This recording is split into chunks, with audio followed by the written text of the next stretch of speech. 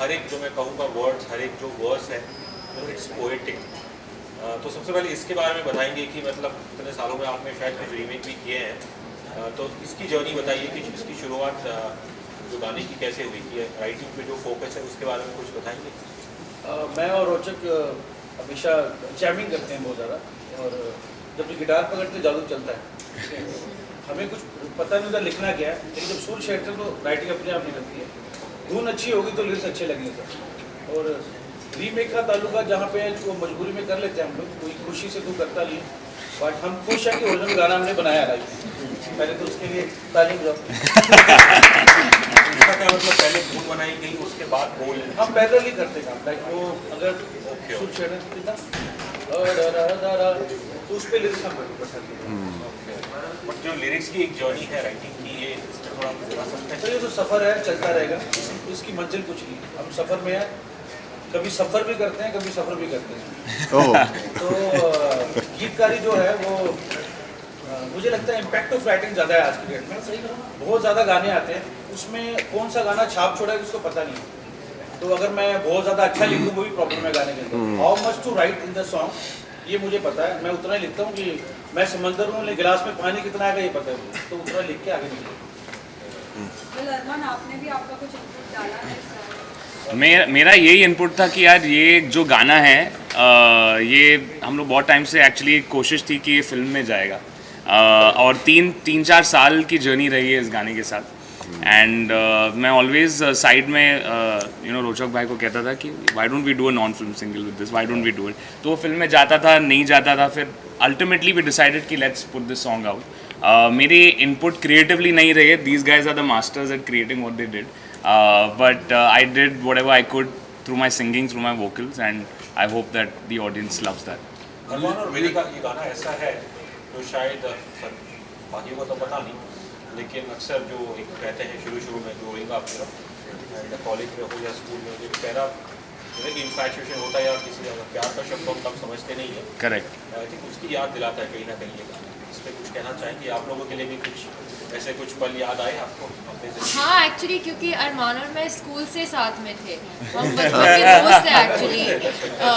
प्यार नहीं हुआ था दोनों के बीच में, बचपन के दोस्त हैं और कई सालों तक हम मिले नहीं थे। तो then when Charit called me to do this music video, I think वो नॉस्टैल्जिया से वापस आता है, कि बचपन के दोस्त के साथ एक म्यूजिक वीडियो करने को मिल रहा है। बहुत comfort था। वेरी इजी, वेरी कंफर्टेबल, बहुत मज़ा आया करते वक्त। एंड आप जो इमोशन कह रहे हो वो डेफिनेटली वही एक इंटेंशन थी गाने की भी, to capture that innocent emotion of love, और जो फीलिंग्स कन्वे भी की है through the lyrics. And obviously Charit जिन्होंने वीडियो डायरेक्ट किया है, he is done it very subtly, very उन्होंने कुछ ओवर द टॉप कुछ इमोशंस नहीं रखे जो एक्चुअली चाहिए होता है बीच में, between two people what they feel, वो एग्जैक्टली वैसे ही बयां किया। So huge, I would say a lot of credit goes to Charit to bring out all that. मेरा सवाल कंपोजर साहब से है कि आपने कंपोजिशन तो बड़ी अच्छी की। पाजी कंपोजर साहब इधर है। हाँ, जो ये बहन एक ही होते दोनों ही कर सकते हैं आप। तो अरमान ने गाना बड़ा अच्छा गाया, तो इसका आगे फ्यूचर कैसा है आपको? अरमान का ये फ्यूचर में ही है। इसके अलावा ये एडवांस है ऑलरेडी। मुझे लगता है इसको जल्दी को लॉन्च कर देगा एज हीरो जैसे। अरे गायकी आपको पसंद है? बिल्कुल सर, इसकी आवाज़ से गाना और यंग हो जाता है, और जो यूथ आइकॉन उनको पसंद करते हैं। गाना काफी अच्छा है, कमेंट थैंक यू। जो टाइटल है बस तुझसे प्यार, तो आपकी आवाज में इतना दर्द है, इतना दर्द कहाँ से आता है, किससे प्यार करना चाहते हैं आप? बाबा दर्द तो नहीं था, प्यार था। एक ये इस गाने में मैंने दर्द थोड़ा कम किया है, थोड़ा पेन किलर खिलाए थे इसको। मैंने कहा यार थोड़ा हाँ रोमांस ज्यादा है, दर्द वाले और बहुत मतलब 500 मेरे गाने आ रहे हैं, वो सुनिए। तो आपका क्वेश्चन क्या है उसका मतलब कि रोमांस कहाँ से लेके आए? दर्द क्यों नहीं है? एक बता कह रहे रोमांस कहाँ से लेके आए, अभी क्या जवाब दे? इमोशंस कहाँ से लाए हो अच्छा यार? एक्चुअली कोई भी आर्टिस्ट हो उसको जब वो एक गाना गाता है लाइक दिस, बस तुझसे प्यार हो, पहले तो सबसे लिरिक्स बहुत इंपॉर्टेंट है। जब वो समझता है लिरिक्स को, अंडरस्टैंड करता है कि यार हम क्या कह रहे हैं at the end of the day. और एज अ पर्सन मुझे प्यार से बहुत प्यार है, इसलिए मैं बहुत सारे जो लव वाले जो सॉन्ग्स हैं वो गाता हूँ। मुझे एज अ पर्सन मुझे उस इमोशन से बहुत लगाव है, एंड मुझे लगता है कि वो एक इमोशन है जो कोई भी हो, कोई भी दुनिया में कोई भी कंट्री हो, सबको वो महसूस होता है। That's one universal thing, and I feel कि एज अ सिंगर हम लोग बहुत बार प्यार के बारे में लिखते हैं, लेकिन अलग अलग तरीके से लिखते हैं। दैट मीन्स वो एक इमोशन कितने अलग तरीके से प्रेजेंट किया जा सकता है, वही बता सकता है। The emotion is so strong, so such a powerful emotion. So आपने शुरुआत में जिक्र किया था कि ये गाना शायद पहले फिल्म के लिए सोच रहे थे, या तो आप अपने आप को कितना खुशनसीब मानते हैं कि मतलब ये गाना फिल्म में भी गया, एक सिंगल की आप इसमें आई एम जेन्युइनली हैप्पी कि ये नॉन फिल्म सिंगल के ज़रिए ये बाहर ये गाना आया, क्योंकि नॉन फिल्म जो स्पेस है उसमें म्यूज़िकली हम लोग बहुत सारी चीज़ें ऐसे कर सकते हैं जो फिल्म में रिस्ट्रिक्टिव हो जाती है, beat sound wise, beat lyrically, singing wise भी। मैंने अगर आप देखो एंड में कुछ फॉल्सेटो जैसा कुछ किया है जो western type of pop singing है, वो हम फिल्म्स में नहीं कर पाते, क्योंकि ऑब्वियसली एक्टर्स के ऊपर जो फिल्माया जाता है उनकी लिपसिंग पे होता है, so have to sing it accordingly. तो वो जो एक स्कोप मिलता है from a non film perspective कि हम बहुत फ्रीडम है and we can do whatever we want, I love that, and that's why Bas Tujhse Pyaar was as a non film singer. हाँ, ऑब्वियसली इट्स वेरी पोएटिक, लेकिन जब हम वास्तविक जीवन में देखें कि मेरे ख्याल से करोड़ों लोग दुनिया में दुआएं करते हैं लेकिन कबूल नहीं होती, तो क्या उनकी इश्क की तैयारी पूरी नहीं होती, ऐसा कुछ होता है या उनमें कमी है? पता नहीं, कुमार पाजी आप कह दो कुछ। सूरत देख के तो दुआ पूरी नहीं होती, सीरत देख के क्यों होती है? खुदा और दुआ में सब नियत का फर्क है, नियत ठीक है तो सब ठीक है, वरना सारी तकलीफ ही। Ritika, would you like to add to this? Because I think You want to understand the question? Kumar sir ने सब बोल दिया है, इससे better I can't say anything. No, I think that sorry, can you repeat the question? I knew this was coming, इसलिए मैंने पूछा था पहले वापस क्वेश्चन पूछ लो। बातों में मेरा सवाल था कि जो शब्द है थोड़ा सा जस्ट इन इजी टर्म्स सही पूछो। प्यार हो, लेकिन इसी दुआ में अगर हम असल जिंदगी में देखें तो करोड़ों लोगों की दुनिया में ज़्यादातर दिल टूटते हैं। हाँ जी। तो इस चीज़ पे मैं वही जानना चाह रहा था कि क्या तैयारी पूरी नहीं होती है इसलिए लोगों के दिल टूटते हैं? पर तैयारी कभी नहीं होती ना, प्यार कब आके when it hits us in the face, you never have any idea. नहीं, इसके पहले लाइन में ही ना, क्योंकि इस दिल की तैयारी ना थी, दैट्स द फर्स्ट लाइन। तो वो रेडी नहीं था दिल, उसको इश्क हो गया, तो अब दुआ है कि प्यार भी हो जाए उसको। आपके पापा का क्या रिएक्शन था इस गाने को सुन के? पापा तो बहुत खुश है। कहाँ है पापा अभी? अच्छा, लेकिन थोड़ा थोड़ा प्यार हुआ है, उनका गाना था, थोड़ा सा प्यार हुआ है, थोड़ा है बाकी। पापा को नहीं है आपके? पापा बहुत खुश है, एंड उनको वीडियो भी बहुत प्यारा लगा है। वो ऑलवेज मुझे कहते हैं कि यार अगर चरित डायरेक्ट कर रहा है तो मैं बहुत खुश हूँ, क्योंकि अरमान सेफ हैंड्स में है। बहुत अच्छा वीडियो डायरेक्ट किया। बिकॉज हमने जब घर से निकलते भी किया था, we try to keep that romance. क्या है ना, it should be identifiable, aspirational. आपको देख के ऐसा लगना चाहिए कि ये काश हमारी ज़िंदगी में हो, तो वहाँ वो थोड़ा सा सटलिटी और थोड़ा सा रिलेटेबल फैक्टर मेंटेन करना बहुत ज़रूरी है, which we had done earlier also. 4 साल पहले जब हमने गाना किया था, this time bringing Vedika on board really help, कि एक तो एक दूसरे को जानते थे, and I really wanted physical camaraderie to come through. वो जो एक ईज होती है ना लड़के और लड़के में कि जब साथ में हो तब वो है वो दो जिस्म एक जान, बट इतनी मस्ती और इतनी मतलब मस्तीखोरी इतनी हो रही है, तो that should come out very nicely. That's when the audience looks at it and says काश ये हमारी ज़िंदगी में भी हो। So that's what we went for, and Dabu sir is a very strong factor in that to make sure that I am always doing a T-series video with Arman. So अरमान, आप कौन सा टाइप का music सुनते हैं इसके अलावा? मैं मतलब सुनता तो बहुत रुचि हूँ। रखते हैं किसमें ताकि आपकी स्किल और भी अच्छा हो?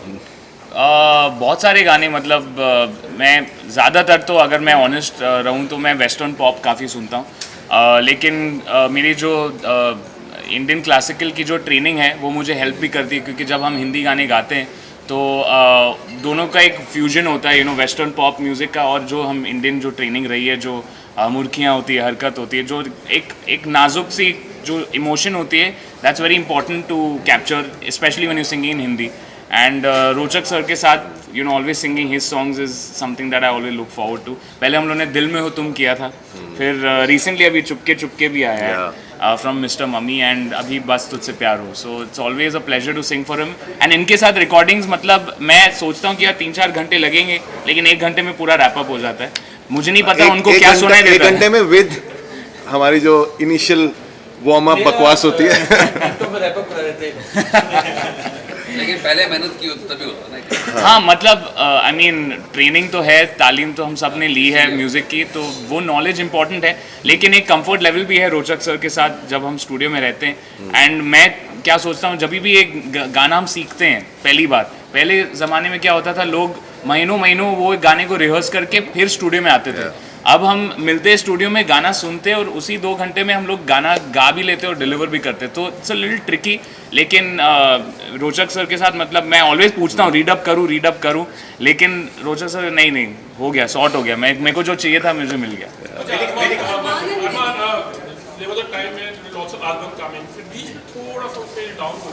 हाँ करेक्ट. ये जो सोशल मीडिया का जमाना है, how do you see the entire process of video album? How much does it monetarily, so it might be helping a lot, but financially like कभी उसमें भी आप लोग थोड़ा नजर करते हैं यार कितना कमाया है, क्या कुछ इस तरह से ये रहता है, because definitely artist को it helps a lot. I would think क्या होता है ना कि how non-film music videos help artist, और वो जब अगर खुद आर्टिस्ट वीडियो में भी हो तो उसकी फर्स्टली तो पॉपुलैरिटी इंक्रीज होती है. पहले क्या होता था, आपको सिंगर पता था लेकिन उसका चेहरा पता नहीं था. सो आई थिंक वो जो एक म्यूज़िक वीडियो का जो एक एंगल है वो चीज़ सॉल्व कर देती है कि आपको एक सिंगर का चेहरा समझ आ जाता है कि कैसे दिखता है, क्या उसका वाइब है. और the more and more you do this, आपके जो एक कोर फैंस है, फैंडम जो एक बनती जाती है, वो इंक्रीज होती जाती है with all the singles that you keep doing. तो मैंने अभी I think with T series almost 6-7 या 8 सिंगल तो किए होंगे हमने 2 किए हैं एक साथ. तो you know over a period of time जो एक पॉपुलैरिटी रही है, पहला था आजाना फरारी में जो कुमार पाजी ने लिखा था मेरे लिए, एंड फिर उसके बाद हम लोग की जर्नी रही है विद डिफरेंट वीडियोज़. तो लोगों के दिल में एक वो और यू नो उनको एक समझ आता है कि हाँ दिस इज़ अरमान, उसकी आवाज़ तो हम पहचानते, लेकिन ये इसका चेहरा है, this how he is as a person, as an artist. वो बहुत इंपॉर्टेंट है. मॉनिटरली तो मैं ऑब्वियसली कमेंट नहीं कर सकता हूँ, क्योंकि that is more of a different concept, and हर एक चीज़ का यू नो रिलेटिव होता है, हर एक रिलीज़ का. For you as an actor, you know, music video में लोकेशंस या can we take a question from her? I am so sorry. Locations बहुत ही अच्छे लग रहे हैं, एंड स्पेशली बहुत ही सोबर किया है वीडियो, ऐसे नहीं कि बहुत कुछ उसमें यूज किया है. आप मुझे जानना चाहेंगे कि कितना पसंद किया अपने लोकेशंस को, कैसे यूज किया है.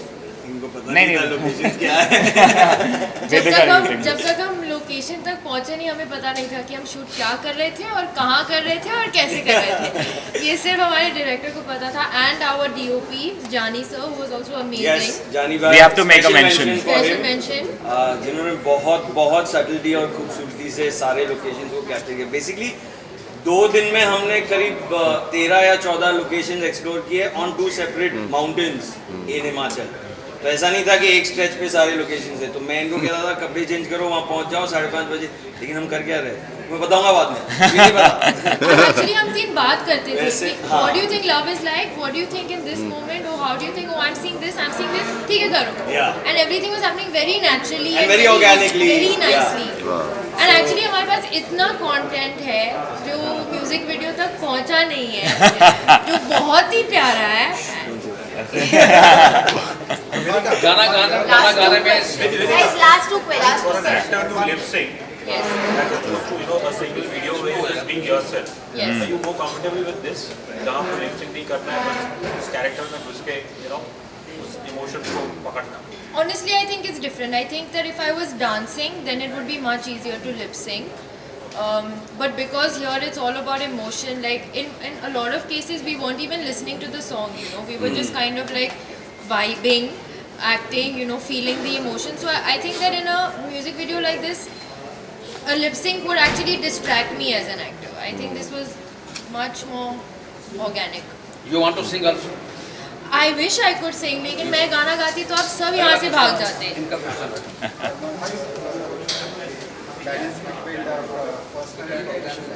How do I keep that? By keeping it personal and professional. वही by keeping it personal and professional, दोनों को मिलाता नहीं हूँ मैं. Vedika, you said you know Arman from before. Yes. So like, what's the biggest change in his personality you have seen since then? Interesting. मतलब मैं उसे जब हम 3-4 साल के बच्चे थे तब से जानती हूँ, और फिर बीच में आई थिंक 15 साल तक हम मिले मिले नहीं, एंड अचानक टी सीरीज के ऑफिस में आप पहुँचे साथ में चरण की वजह से. What do I think is different, वो सेम दिखता है पहले तो. वो तो ageless इतना ही है, नॉटी that है. even हाँ I- ये है कि ये नॉटी है, और आई थिंक सबको लगता है कि ये you know innocent sweet lovey boy है, लेकिन इसके जोक्स कभी ख़त्म नहीं होते और मस्ती भी ख़त्म नहीं होती. चलो थैंक यू, पोल खोल दिया मैंने. अरमान, आपका जो चेहरा है, मतलब एक्टिंग के काबिल, आपका एक्सप्रेशन, इमोशन अच्छी है, तो कभी सोचा कि फुल फ्लेज हीरो तरीके काम करें?